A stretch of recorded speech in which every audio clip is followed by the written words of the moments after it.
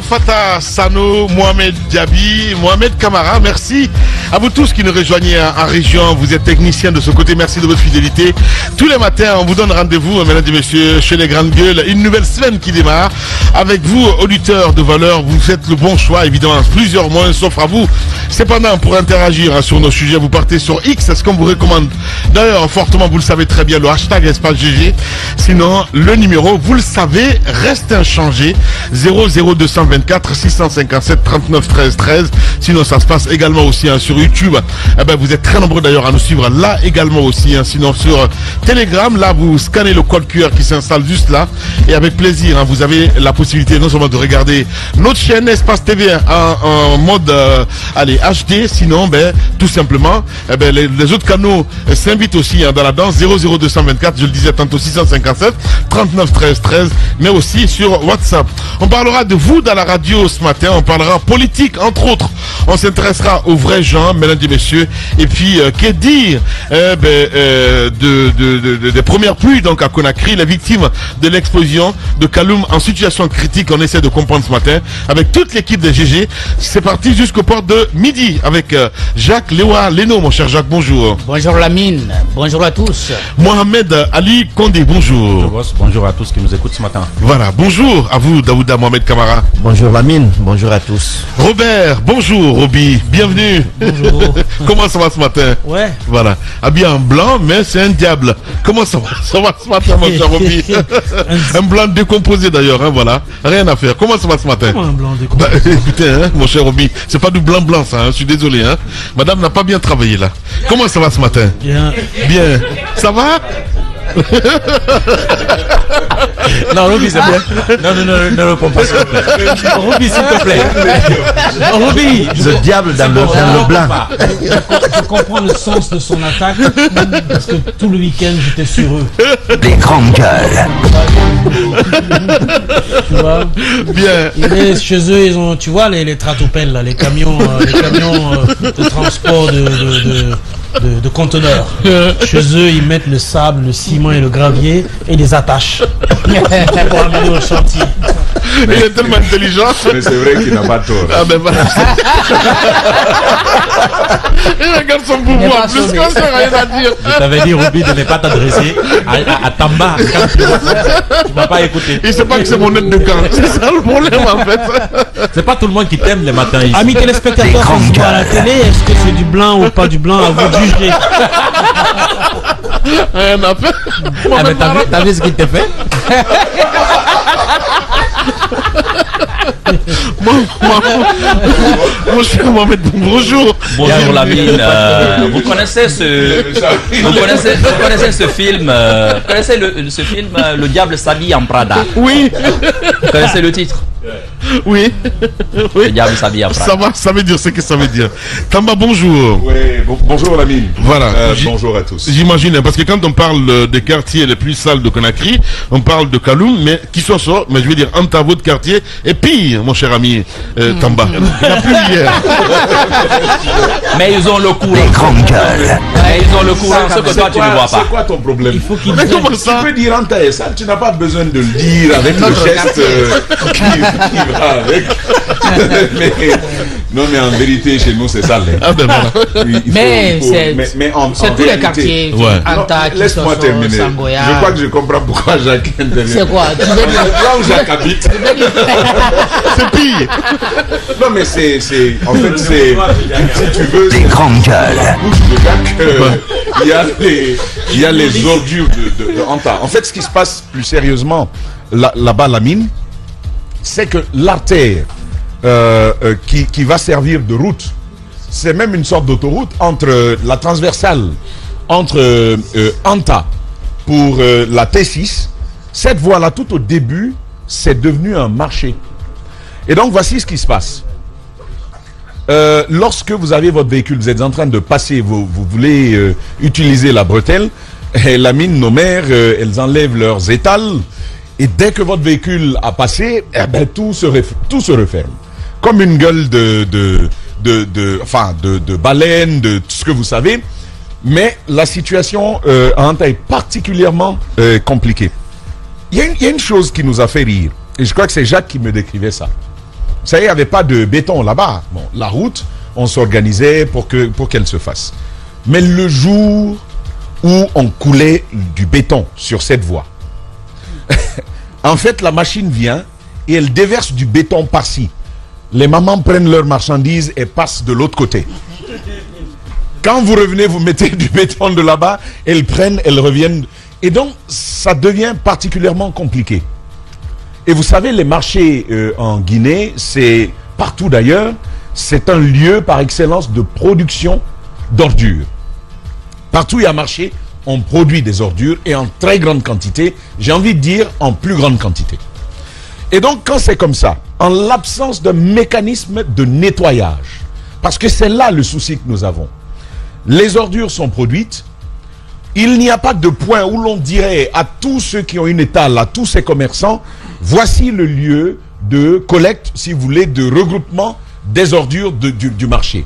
Il y a une administration des marchés dont le rôle s'est cantonné finalement à récupérer des droits de taxes, des droits de place, j'ai envie de dire.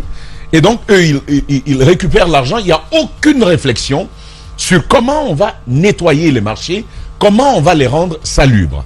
Alors, des ordures sont produites. Il n'y a pas de mécanisme pour drainer ces ordures-là et les extirper de là. Les marchés deviennent alors des ventres à ordures, des bacs à ordures à ciel ouvert.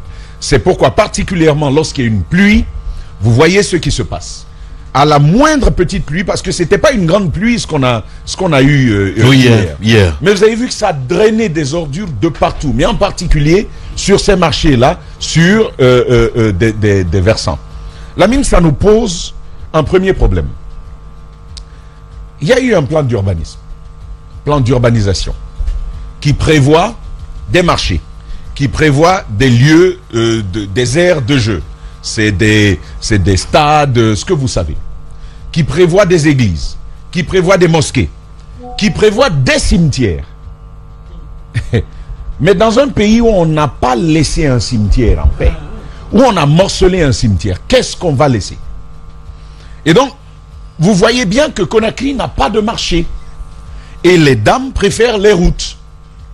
Parce que ce sont des endroits faciles, plus faciles d'accès. C'est une chose. Et il n'y a pas de réflexion particulièrement sous le CNRD pour réfléchir à trouver, à ouvrir de nouveaux espaces où on pourrait accueillir des marchés, mais des espaces particulièrement fonctionnels. Fonctionnel, ça veut dire qu'il faut des voies d'accès, il faut des voies d'évacuation, il faut un plan d'assainissement, mais vraiment, il faut suffisamment d'espace. J'avais espéré. Ouais. Que Mais en conseil des ministres, quand même, ça a été évoqué, mon cher ami, depuis 3 mois ou 4 mois maintenant. Moi, en tout cas, j'ai entendu ça à un moment du porte-parole du gouvernement. La mine. Oui, ce ne sont que des annonces. Il va parler des marchés. Bien. Il y a un autre problème encore plus grave. Allez-y. La mine, tu sais, on avait évoqué le cas des cliniques clandestines. Justement. Depuis des années. Ouais. Sous le CNRD aussi. C'est revenu. Ouais. Ça n'empêche pas que des infirmières se muent en anesthésistes. Ben si, c'est des infirmières, justement. Parce que c'est ce qui s'est passé à Somphony, on va évoquer d'ailleurs un peu plus tard. On l'évoquera certainement. Ouais. Et il y a les annonces, il y a ce qui est fait. On nous a annoncé la CRIEF pour annihiler le crime économique en Guinée. Et on sait ce qu'il en est. On nous a annoncé la justice qui serait la boussole. On sait ce qu'il en est. On a annoncé une ère de liberté pour les Guinéens. Aujourd'hui, les médias savent où est-ce que nous en sommes. Internet et aussi les appels téléphoniques, on sait aujourd'hui où on en est. Donc, il y a un décalage entre ce que l'on annonce et ce qui est en train d'être fait et c'est malheureux. Revenant à ce cas des marchés, c'est le dernier pan de mon propos. Moi, j'espérais que sous le CNRD, on réfléchirait très vite à identifier des espaces, à en faire des espaces d'utilité publique avec tout le mécanisme qui s'y est, d'identification, évaluation, juste dédommagement et éventuellement recasement des personnes dont c'était la propriété avant. Mais sans cela, la mine, voyez déjà ce qui se fait à 36. Vous avez vu, malgré qu'on a ouvert ce pont-là, vous avez vu ce qui est en train de se faire. Le marché est revenu. Le marché est revenu. Alors que, pour que ces voies-là soient viables, pour qu'on puisse s'en servir sans encombre, il faut réfléchir à ce type de mécanisme. On identifie des espaces, on en évalue la valeur et on notifie aux propriétaires la nécessité d'en faire des espaces d'utilité publique, on les dédommage à la juste valeur de leurs biens et même on les aide à trouver un autre endroit où ils vont pouvoir se réinstaller. Si on ne prend pas ce type d'acte avec beaucoup de courage et aussi beaucoup d'efforts, en particulier financiers, et ça va être très très compliqué. Et vous avez vu que même les autres, je termine là-dessus, vous avez vu que même les autres espaces, dernièrement on allait à Bokeh. Lamine, vous avez vu ce qui est en train de se passer à partir de Kagbélin. Là encore, les mêmes choses que l'on est en train de décrire sur Kaloum, c'est en train de se reproduire là-bas. Les populations ont devancé l'État. Nous sommes venus avant l'État, on a occupé des espaces, et demain, ça va être aussi une agglomération désordonnée là-bas. Désordonnée. Et avec aucune fonctionnalité particulière pour une ville. Il est temps de réfléchir à cela. On fait des états généraux de la santé, de l'éducation. Je pense qu'il est temps de faire les états généraux de l'urbanisme et de l'architecture en Guinée. De l'aménagement du territoire en Guinée. Le ministre Mori, qui est venu à la ville, plutôt que de continuer à casser, parce que Kobaya, c'était ça la raison hier, il faut réfléchir, et ça continue ce matin, il faut réfléchir à tout ça. Il faut avoir vraiment une vision. Et c'est quand vous faites venir des gens dont c'est le métier. J'ai rencontré un urbaniste. C'était un panel où moi j'avais été panéliste comme sociologue et comme ingénieur de développement local. Donc, question de décentralisation, j'y prenais part. Et puis j'ai entendu un urbaniste qui lui n'était même pas panéliste. Il était assis dans l'audience et quand il a pris la parole, et ça coulait. Tu sentais qu'il savait ce dont il s'agissait, il décrivait le problème et il vous proposait la solution qui allait avec. Quand vous attachez les services de spécialistes de ce type dans le cadre d'états généraux, il est possible de ressortir quelque chose de viable. Encore qu'il faille qu'au bout, on veuille avoir la volonté. Justement, c'est une question de volonté d'aller à l'exécution des trouvailles qu'on aura réalisées. Bien, allez-y mon cher Roby. Très rapidement, je suis bien d'accord qu'il y ait des espaces à identifier, mais je pense qu'il faut revenir un peu à l'origine. Quand tu prends de Kaloum jusqu'à peut-être à la limite Matoto, il y avait des espaces dédiés à tout ça. Mosquées, écoles, cimetières, tout ce que vous voulez. Des espaces qui ont été vendus, pollués par les maires, par les différents maires et peut-être les conseils communaux. Je veux dire que si nous avons un nouveau plan d'urbanisme à mettre en place, c'est peut-être au sortir de Conakry, comme Kabylie. Je comprends très bien ce que tu veux dire. Une nouvelle ville peut-être. Une nouvelle ville, mais comme Diaminandio. Mais s'agissant de Matoto jusqu'à Kaloum, je pense que un plan de récupération des domaines qui étaient dédiés à ces espaces peut être activé. Parce que le plan d'urbanisme que le ministre Bana Sidibé avait mis en place reste encore d'actualité et ça reste le plan viable pour Kaloum jusqu'à Matoto en tout cas. Ces espaces sont là, ces espaces sont connus. Les grandes gueules. Ces espaces sont là, ces espaces sont connus. Ces cimetières ont été mangés de quelques parcelles. Donc des gens sont venus y construire. Ces gens-là doivent être déguerpis. Les espaces de jeu pour les enfants sont identifiés dans les quartiers, sont identifiés, sont connus. Il n'y a que quelques quartiers qui ont gardé les leurs. Quand je prends Sangoya, Sangoya par exemple a gardé son terrain de jeu, son aire de jeu pour les enfants, mais sauf que ce terrain de jeu là a été complètement atrophié. Ainsi de suite. Donc je pense qu'il y a Nongo aussi, là où d'ailleurs se déroulent beaucoup de tournois. Donc ces espaces sont connus. L'État doit être fort, récupérer ces espaces. Maintenant, dire qu'on va judiciariser le problème, c'est une question de civisme aussi, mon cher ami. Parce que quoi qu'il arrive, je veux dire, tu vas pas aller à un lieu, on te dit ici c'est un cimetière, et tu te dis mais non, je vais quand même acheter. Mais les gens l'ont fait. Mais oui, c'est ce que je dis. Toi, tu vas le faire. Tu vas pas le faire. Moi, je peux pas le faire. Voilà. Mais les gens l'ont fait. Mais est-ce que c'est aussi de leur faute? Oui, d'accord. Il y a des Guinéens capables de vous lui présenter une parcelle sur l'autoroute ici. je jure, il va acheter. J'en ai fini. Ouais. En Guinée, ça se passe. Ouais. Alors moi, j'abondais dans le sens aujourd'hui dans les quartiers. Vous savez, le CNRD à son arrivée a engagé de gros chantiers de voirie dans les quartiers. Ouais. Mais aujourd'hui, sauf que il y a des quartiers qui ont été désenclavés, où on applaudit bien, mais il y en a d'autres où les travaux ont commencé, mais ça s'est pas poursuivi. On est venu, on a creusé des fossés, je n'irai pas cela, des caniveaux, parce que si le caniveau n'est pas fini, c'est pas un caniveau. Donc on a creusé des fossés et quelques mois de travail, on a tout arrêté, les machines sont parties. Vous allez aujourd'hui à Anta Bafon, les gens, la dernière fois je regardais dans un reportage d'Amin Kaba, une vieille de plus de 80 ans, Oui, j'ai regardé, ouais. difficile. Elle dit que depuis qu'on a creusé ce fossé, Elle part pas à la prière. elle ne parle plus à la prière. Ouais. Aller dans les Même quartiers, des difficultés à accéder à sa maison. à sa maison, Ouais. des enfants. Voilà, tu es en bas. Les grandes gueules. Allez à Gbessia. Dans le quartier de Gbessia, il y a des voiries qu'on a ouvertes. Tout de suite, il y en a pour les destinations privilégiées. Mais une question ce matin. Est-ce que tout doit revenir au ministère ou carrément aux hôtels de ville, j'ai envie de dire, aux mairies? Voilà, pour parler Non, ça c'est une question. Parce que moi, par exemple, sur le cas spécifique des voiries de Gbessia, parce qu'on a creusé partout, je me suis questionné sur le sujet. Je suis allé jusqu'à voir le maire. Le maire dit non, ça ce n'est pas nous. D'accord. J'ai demandé au niveau des travaux publics. Ouais. On dit non, c'est des partenaires. Est-ce quel partenaire? Enabel. On dit que c'est le partenaire Enabel. Mais le partenaire ne peut pas travailler à toute tête. C'est du grand n'importe quoi, là. Le partenaire ne peut pas travailler à toute tête. Le partenaire travaille avec l'État. Bien sûr. Le partenaire ne vient pas voir une parcelle quelque part et dire bon, je vais travailler ici, l'État bien n'en sait sûr, rien. ouais. Et aujourd'hui, des sorties privilégiées, c'est-à-dire quand ça prend ici pour aller chez Tamba, que tout le monde connaît, le travail il est fait très vite et bien fait. Mais là où il y a des petits mamadou, on vient, on creuse tout, et cette première pluie, la nuit, hier, il y a des quartiers où les gens n'ont pas pu dormir chez eux.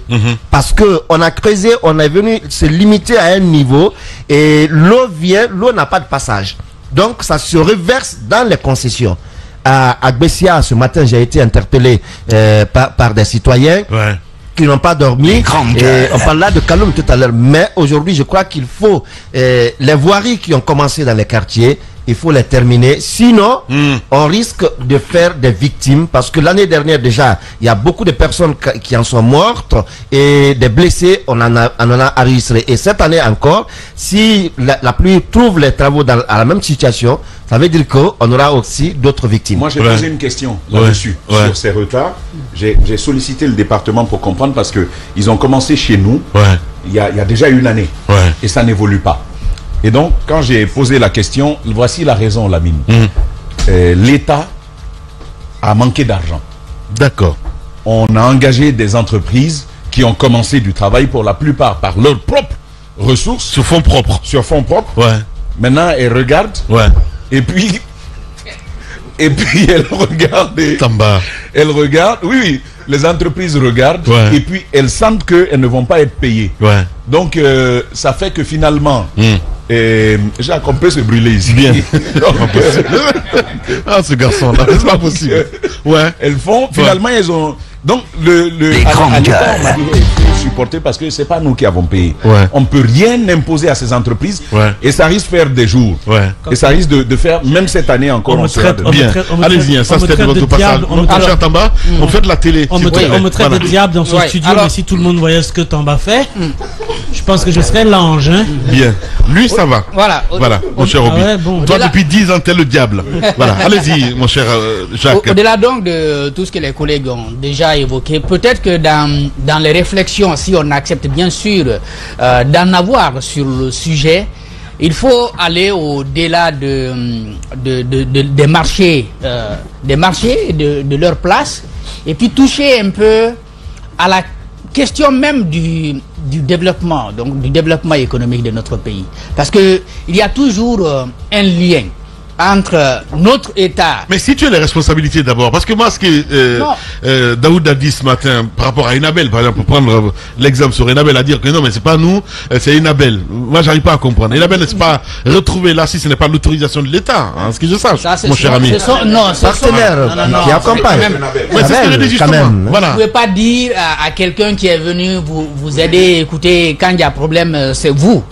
C'est parce que vous n'êtes pas là que les autres viennent en appui. Bien sûr. Si aujourd'hui les maires étaient suffisamment responsabilisés, si les maires avaient les moyens de pouvoir faire convenablement leur travail, je pense qu'on n'aurait pas eu besoin d'une ONG, même locale ou d'une ONG internationale, dans le domaine de l'assainissement. Ouais. Ce que je voudrais dire par rapport à la question de la pauvreté, la paupérisation davantage de notre pays, regardez un peu le phénomène ici à Conakry. Tout le monde a envie de vendre. Tout le monde a envie de vendre.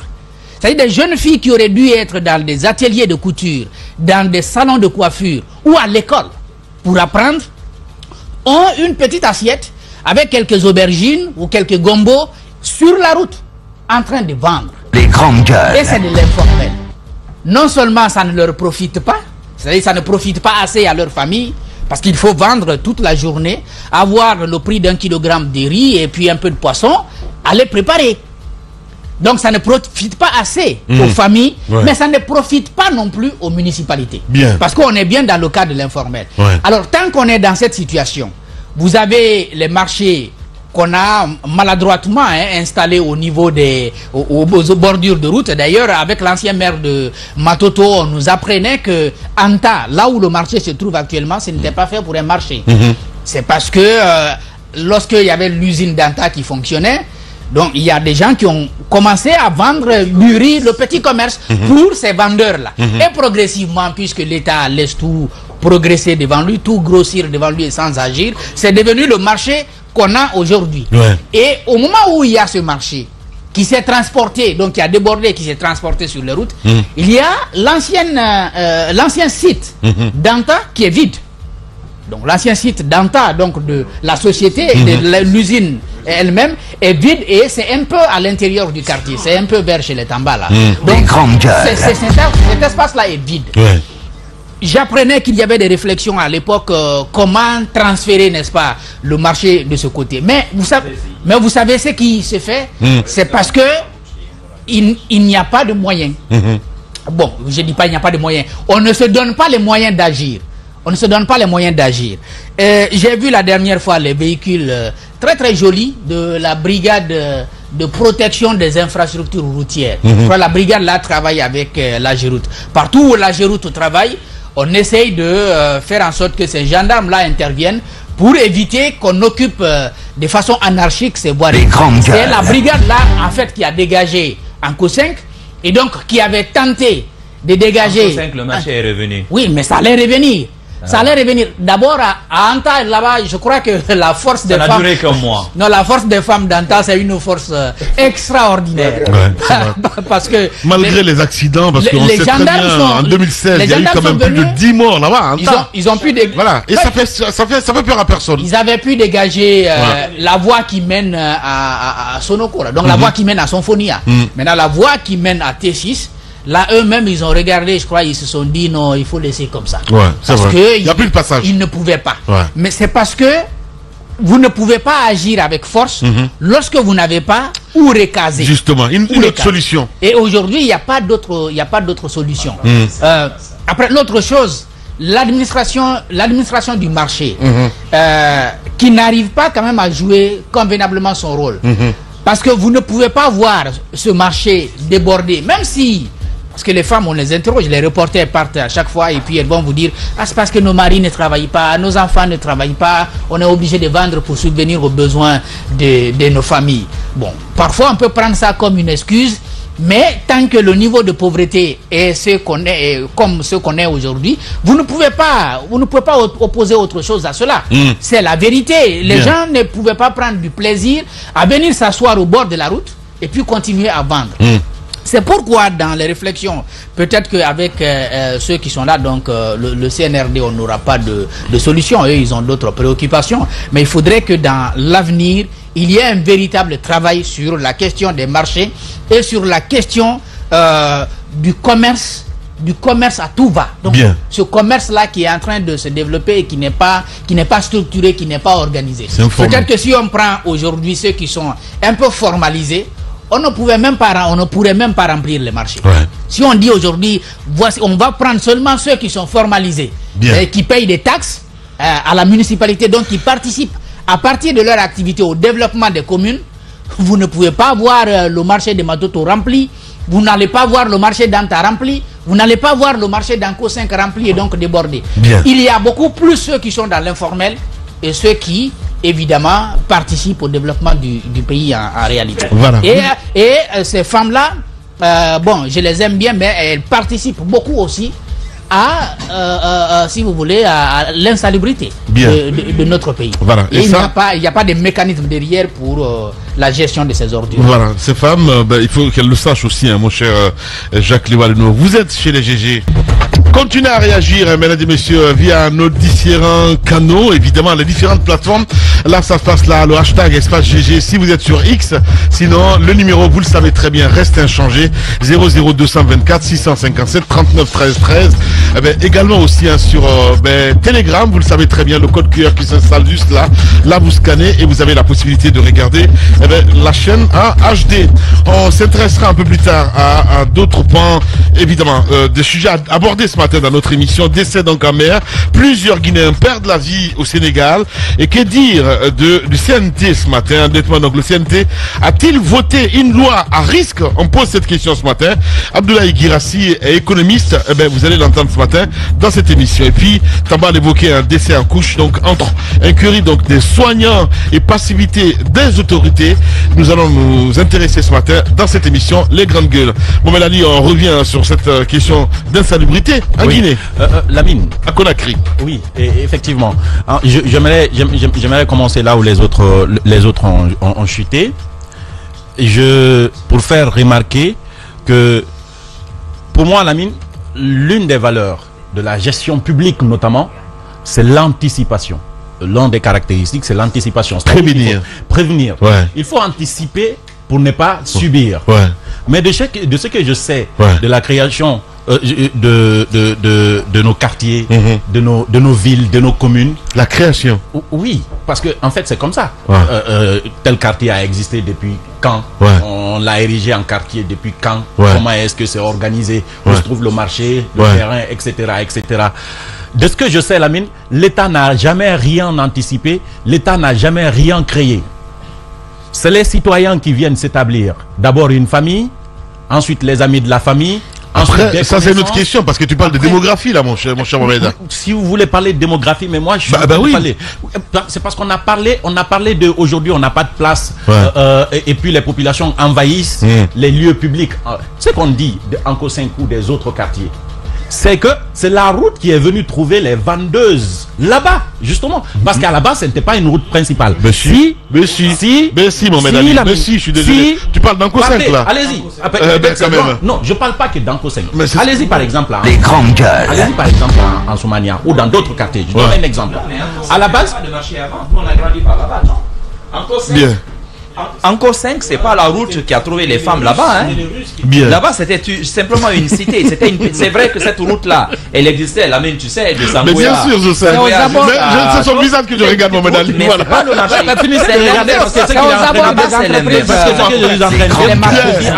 C'est le marché qui a trouvé, c'est la route qui a trouvé le marché là-bas. Où ça? À Anko 5. Non, je le répète encore. Non, oui, c'est la route qui a. Bon, avant que le mieux, c'est de dire à quel moment. Ce n'est pas d'accord. J'aimerais savoir à quel moment ça a été reconnu. Mohamed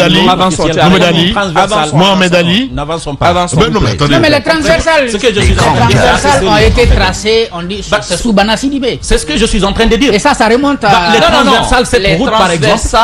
Les transversales que tu vois ont été tracées sur de vraies routes qui existaient d'ailleurs. Quelle était la vraie route? Moi, j'ai fait... Est-ce que vous connaissez l'histoire de la création de la route Le Prince? Alors, on parle pas de la route de France, on parle de télé. C'est que on va finalement du coq à l'âne.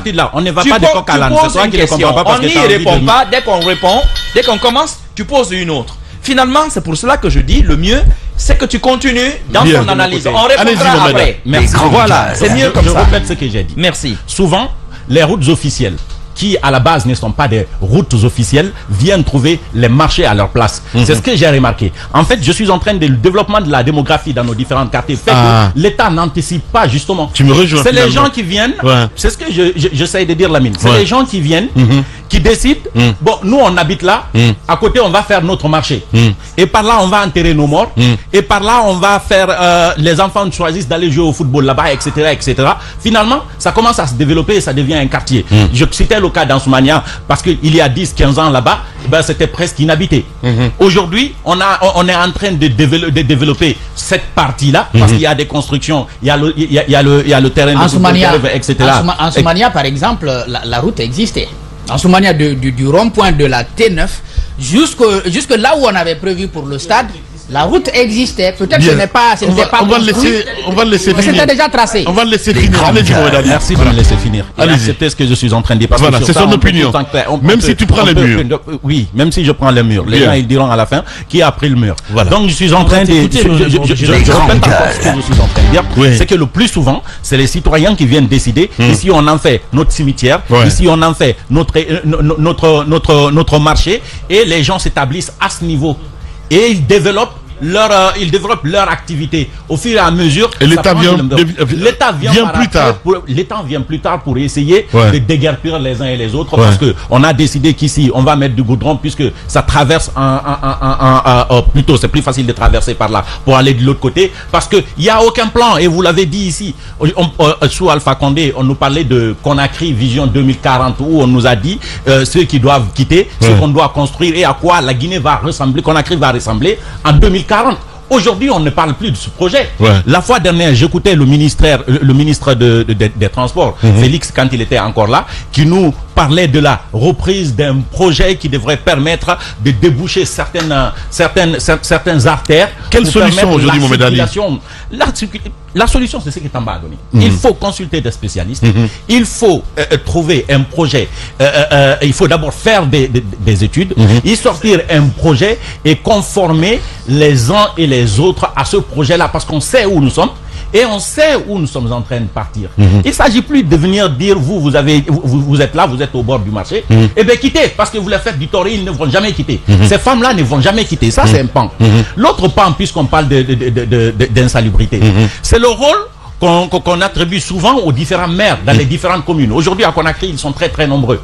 Mais est-ce qu'ils savent ce qu'ils doivent faire exactement? Mais non, ça, je suis parfaitement d'accord avec toi parce que souvent ces maires, évidemment, ils se retrouvent là comme par magie à la tête de ces mairies-là, ils savent rien du tout. On a reçu 2 maires là de 9 ans ici dans notre émission. Ils peuvent bien savoir, ils peuvent bien savoir, mais si certaines compétences ne leur sont pas reconnues, d'abord les compétences leur sont reconnues par les textes, mais après, et par influence supérieure, il aurait extorqué certaines compétences parce que il y a de l'argent qui rentre par-ci. Et voilà le problème aussi. Je veux juste cette phrase. Les maires sont pas courageux aussi. Hein. C'est ça. Sinon, le foncier local est placé sous la responsabilité. Encore ça, il faut que tu le saches. Collectivité. Il faut le savoir, mon cher. Mais ils le savent, la mine. Ça, c'est écrit noir sur blanc. Le poste de maire, si tu veux, c'est politique. Mais là, s'il y a un maire et qui fait service, qui demande service à Tamba, par exemple, et tout ça, il n'y a pas de raison qu'il ne puisse pas réussir. Si on te dit, par exemple, la mine, que le marché Madina, c'est que le marché engrange, ne revient pas exclusivement à Matam. Non, il revient même pas. À Matam, mais c'est au gouvernorat. Alors que ça devait être pour la mairie. Bien. Alors, le cas de Madina peut être un cas particulier. Mais si nous prenons par exemple ces communes qui n'ont pas de marché de Madina par exemple, il y a comment faire. La mine, mais on va jusqu'au niveau des maires. Moi, avant même d'arriver au niveau des maires, je parle des chefs de quartier, la mine. Moi, j'ai pas besoin qu'un gouverneur me dise ou qu'un ministre me dise balaye chez toi et cherche où tu vas déverser les ordures pour que j'ai pas besoin d'attendre qu'il me dise ça pour que je balaye. Mais aujourd'hui, malheureusement, nos chefs de quartier, et ça malheureusement encore une fois, se sont illustrés, à identifier les endroits moins problématiques. C'est-à-dire que vous venez acheter un terrain, c'est le chef de quartier même qui vous dit, bon, n'achète pas de ce côté, hein, parce que celui qui est là-bas, quand vous partez en justice, il risque de te créer plus de problèmes. Il faut venir par là. Lui, ça fait 5 ans qu'il n'est pas là. On ne l'a pas vu venir ici. Tu peux acheter le terrain là.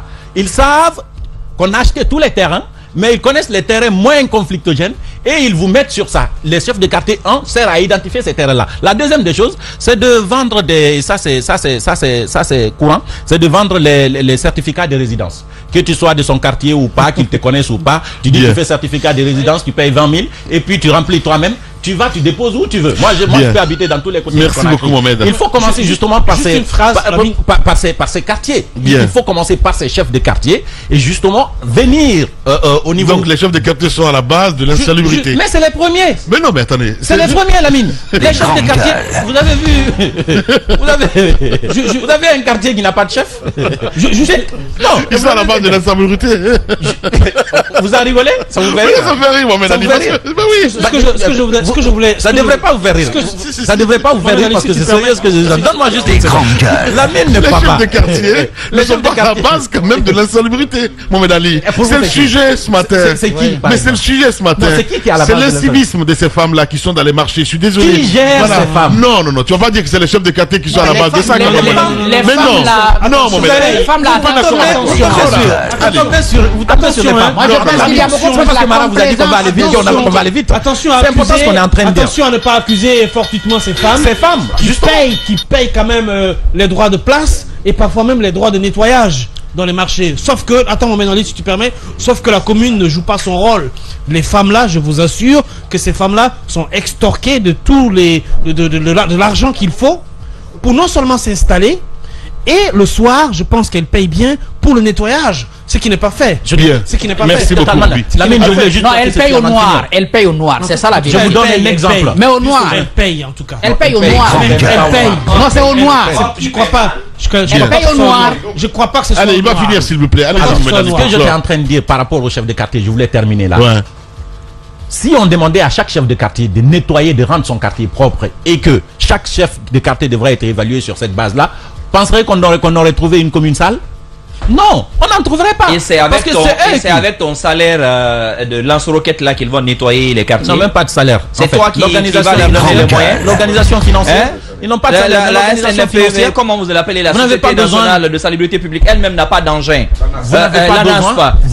Ils vont nettoyer avec quoi? Vous n'avez pas besoin de salaire pour nettoyer chez vous. Est-ce que vous avez besoin d'un salaire pour nettoyer chez vous? Allez-y, Mohamed. Ça, c'est à l'intérieur des concessions. Mais la voie publique, c'est une autre histoire. Lamine, cette histoire-là, les responsabilités sont partagées. Ouais. Oui, c'est bon maintenant. Les responsabilités sont partagées. Ouais. Mais essentiellement, c'est la faute à l'État. N'oublions pas une chose. La gestion des ordures est à 3 niveaux. C'est le niveau des ménages, le niveau, j'ai envie de dire, communal, qui s'occupe de certains espaces, et puis l'État lui-même qui s'occupe de l'endroit, du lieu même où ces ordures-là sont traitées une bonne fois. Commençons par l'État. Jacques, quel jour on était en train d'apercevoir la grande montagne de Yahanama qui est à Concasseur? On était où? Sur l'autoroute. Nous étions sur l'autoroute. Il a suffi juste de lever la tête pour voir derrière Makia Touré, Dar Salam, pour voir la montagne. Attendez, qui va aller enlever ça? Ce sont les maires? Ce sont les populations elles-mêmes? Et là, c'est à l'intérieur même des quartiers. C'est quand même aujourd'hui incompréhensible. C'est quand même incompréhensible aujourd'hui que tu trouves ce type de lieu de traitement des ordures au beau milieu d'une agglomération comme Dar Salam. Et de l'autre côté, il ne faut pas oublier, cela fait combien d'années que la loi sur les collectivités a été ici votée? Cette loi-là existe. Et que la gestion notamment de ces ordures-là a été dévolue à qui? Aux communes. Mais dites-moi, quand est-ce l'État a laissé la gestion de ces ordures aux communes? L'argent même qui doit servir à le faire. L'État a préféré avoir là-bas une agence pour s'en occuper.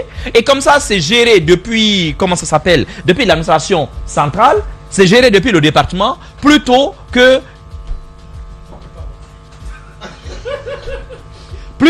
de laisser les communes s'en charger. Donc le problème d'abord est là-bas. Nous-mêmes, nous ne savons pas jusqu'à présent qui doit s'en occuper, comment on doit s'en occuper. Ça, c'est le premier pan de ma réflexion. Mais Lamine, il l'a dit, on a des spécialistes pourtant, mais qu'on ne consulte pas. Ouais. Les solutions, on apporte des solutions politiques à des problèmes d'ordre technique. Justement. Comment voulez-vous que ça change? Ouais.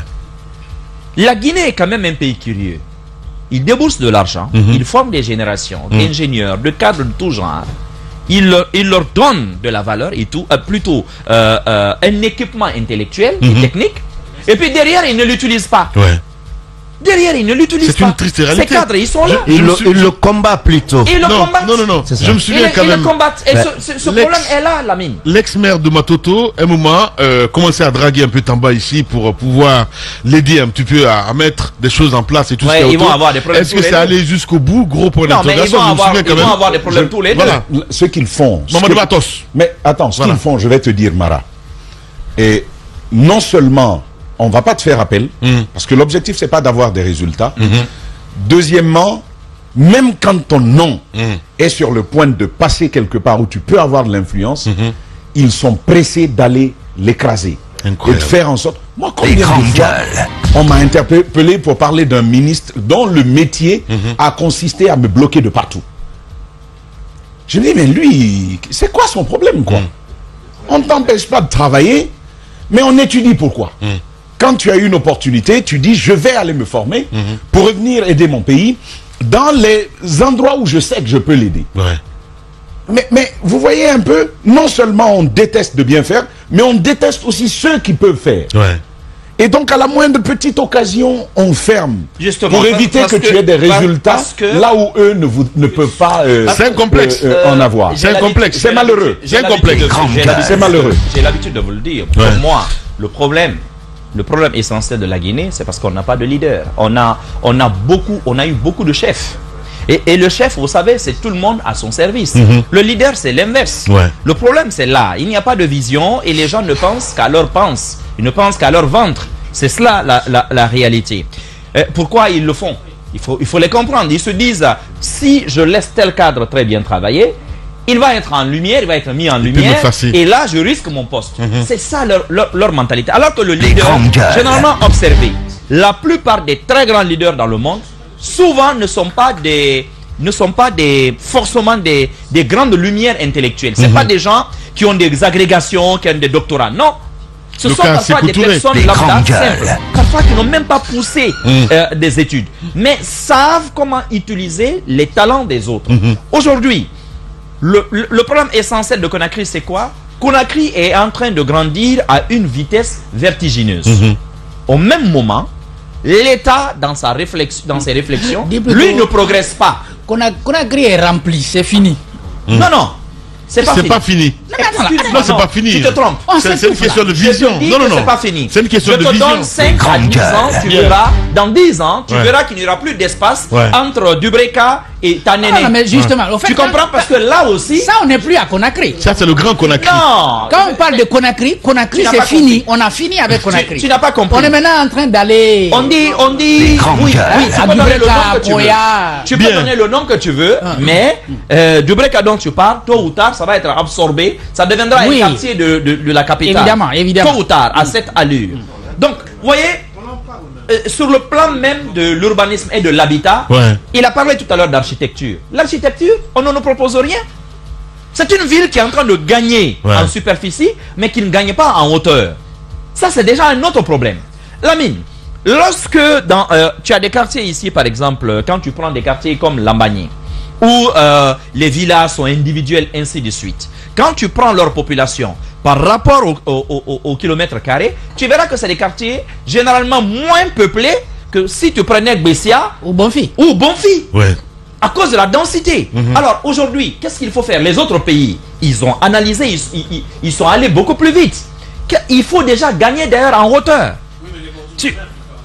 Des bordures de mer. Qui te parle de bordure de mer? Non. Respecté. Quand tu prends le littoral, quand Qui tu prends te parle de Lui parle bordure des de mer là? quartiers. Je veux juste. La bordure de mer. Oui, mais ça c'est un autre il faut problème. la Je ne dégager, parle ça, pas c'est de autre cela. chose. Je ne parle pas de cela. Non, mais non. Tu vas juste me dévier. Je ne parle pas d'abord de bordure de mer. Quand tu prends de Kaloum jusqu'à Les grandes Bessia, par gueules. exemple, je peux considérer tous les deux côtés comme des bordures de mer où il y a quand même un niveau d'élévation à respecter. Maintenant, si on veut gagner en espace en hauteur, on peut parler du Grand Conakry où des plans d'urbanisation en hauteur plus élevée peuvent être Mais envisagés. les bordures de mer ne doivent même pas être occupées. En tout cas, à une certaine distance. C'est ça même, c'est Voilà. ce que je dis. Ce sont les domaines Donc, publics Bessia, maritimes l'autre partie. qui ne doivent pas être occupés. Bien. Dis. Allez-y, Mohamed Pouclor. Je le dis, Ouais. notre capitale gagne en superficie, il ne gagne pas en hauteur. Voilà l'autre problème. Le problème, normalement, imaginez... et on n'a pas beaucoup de superficie. Pourquoi aujourd'hui il est devenu impossible de circuler à Conakry? C'est une ville, on le dit d'ailleurs, c'est une presqu'île. C'est comme une bouteille. Le matin, tout le monde y entre et le soir, on en sort. Conséquence, aujourd'hui, l'axe, l'autoroute et...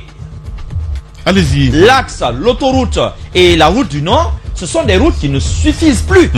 Ça ne suffit plus, l'ami. Ouais. Surtout qu'il n'y a pas de système. En fait, tout s'intègre. On n'a pas de système de transport public. Si, par exemple, à Conakry, tu avais des trams, tu avais, par exemple, des métros, ainsi de suite, tu as même la navigation, comment on appelle ça, maritime, et dense, tu aurais moins de véhicules, par exemple, dans la capitale Conakry. Si tu avais des bus, un bus qui te prend 60 personnes, 60 places assises, ça te fait combien de véhicules? Ça te fait 12 voitures. Un seul bus. Vous voyez, en fait, les autres se servent de leur cerveau. Au lieu d'avoir, par exemple, tout le monde doit avoir une voiture. Tout le monde doit avoir une voiture.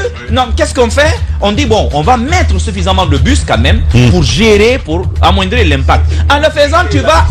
justement, et tu compliques. Justement, tu le fais, il y a un peu plus de taxes. Tu peux réduire même l'âge d'importation, l'âge des voitures à l'importation. Et là, ça va... Comme ça, vous forcez les gens à aller vers les transports publics. Ailleurs, tu le sais. Si tu veux avoir 2 véhicules ou 3 véhicules comme à Conakry et des 4x4, tu sais ce que ça te coûte en termes de fiscalité, en termes d'entretien, de visite technique. Tu irais vers les transports publics. Mais tout ceci est absent. Finalement, on fait quoi? La solution, comme on le dit souvent, oui, il faut enlever la capitale politique de Conakry, l'envoyer au centre du pays. Je suis d'accord, mais ça ne va pas régler le problème de Conakry. Bien. Lagos, pourquoi tous ceux qui ont l'argent aujourd'hui fuient Lagos? Bon, certains se sont trouvés des îles, bien sûr, qu'ils ont aménagées entre riches, parce qu'il y a maintenant des zones entre riches où ils vivent, où tu t'achètes ta villa à 2 millions de dollars. Ok, mais là, c'est entre eux. Mais essentiellement, le métro est maintenant arrivé à Lagos. En fait, tout s'est développé sur le plan démographique beaucoup plus rapidement que le gouvernement ne l'avait prévu. Et conséquence, tu as des problèmes qui sont là aujourd'hui, qui étaient à un niveau cellulaire il y a encore 30 ans. La criminalité. Pourquoi on ne peut pas gérer? Bien. On n'est pas en train de se rendre compte que tout ceci s'imbrique. Quand tu ne gères pas les ordures, les populations explosent, tu as des problèmes avec la criminalité qui est en train aujourd'hui de galoper. Tu n'as pas d'énergie, tu n'as pas d'électricité dans les quartiers, ni de route dans les quartiers. Dis-moi, Lamine, comment est-ce qu'un citoyen qui appelle pour dire mon voisin est attaqué par des bandits, à quel moment la police va arriver? Il n'y a pas d'adressage. Bien. Comment tu vas indiquer? Tu vas lui dire, bon, venez jusqu'au carrefour, prenez à gauche, puis à droite, cherchez la maison de Lamine Guirassy. Vous faites le tour. Nous, c'est le 5e portail, derrière le portail qui est derrière lui. Comment ils vont arriver? Bien. Tous ces problèmes-là s'imbriquent. Bien, Mohamed Mara. Heureusement qu'il y a les GPS maintenant. On peut localiser partout où on est en Guinée. Oui, ça marche bien. GPS même tombe en panne à Conakry. Si, ça marche bien. Moi, ça marche. Je l'utilise. Voilà. Lamine, je te dis, le GPS à Conakry. Tamba, vous l'avez déjà essayé? Non, il ne t'a jamais... Ça tombe pas en panne. Non. Ça tombe pas en panne. Ça te fait tourner, Lamine. Non, Mohamed Mara. Lamine, les noms. Je sais pas quel GPS tu as, mais bon. Moi, je tu envoies la localisation, comme ça la voiture t'emmène jusque là-bas. Souvent la localisation. Oui, d'accord. Ça marche super bien. Mais si. Lamine, on a ça quand même, les gars. Tu restes à circuler.